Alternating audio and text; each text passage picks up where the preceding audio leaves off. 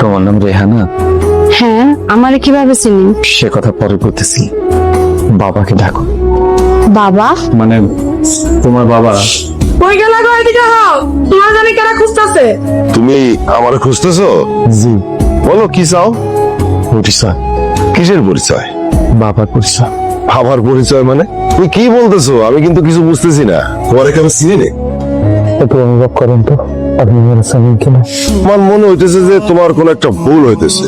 ওরা ছেলের বা আমার কেন জানি মনে হইতেছে এই পোলা প্রতারক চক্রের সদস্য। ওয়াল্লা গো, এই কে কই আসো? চুপ থাকো। আচ্ছা ভাই, আপনি কে? সেটা বাবা বলবে। বাবা? কিন্তু আমি কিভাবে তোমার বাবা হই? আমি আগেই বুঝতে পারছি এই পোলা কোনো খারাপ উদ্দেশ্য নিয়ে আমাকে বাড়িতে আইছে। অন্যকে কোনো কথা না তো আগে পুলিশে হাতে ধরা দাও। মা তুমি চুপ করো। আচ্ছা ভাই, আপনি কই থেকে আইছেন? আপনার পরিবারে কে কে আছে? আচ্ছা বাবা, তুমি বলো তো আমারে, তোমার বাড়ি কোথায়? আর কিছু কইব না, ওর উদ্দেশ্য পুরাই খারাপ। তোমার নাম কি? আমার নাম সুজা, আমার মায়ের নাম আনোয়ারা। আর কোনো পরিচয় দিতে হইব বাবা? এটা কি হইলো?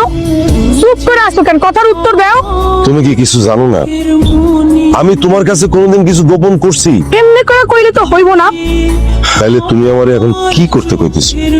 কি করুন মানে? তুমি কিন্তু আমারে খেপায়ও না। আমি আমার সন্তানকে মাঝখানে কাউরে আইতে দিব না, এইটাই আমার শেষ কথা। তাইলে এখন আমি কি করুম? তুমি যে কোনো মূল্যে হোক ওই পোলার আমাকে বাড়ি থেকে বিদায় করে দিবা, আর যাতে কোনোদিন আমাকে বাড়িতে আইতে না পারে সেই ব্যবস্থাই করবা। এটা সম্ভব না। কেন সম্ভব না? কারণ রাসেল রেহানার মতো সেও আমার সন্তান। খবরদার এই রকমের কথা তুমি আর দ্বিতীয়বার কোনোদিন কইবা না। এই কথা কইলে আমি বাড়ি বাসার আগুন দিয়ে জ্বালাই দিব কয়ে দিলাম। বাড়িতে কি হয়েছে রে? আর একটা লোক আইছে, আয়সা করতেছে সে নাকি বাবার আরেক সন্তান, নাম সুজন। বাবা কি বলছে? বাবা তো কিছু বলে নাই। বুঝতে পারছি। এই এই কি রে? কি রে?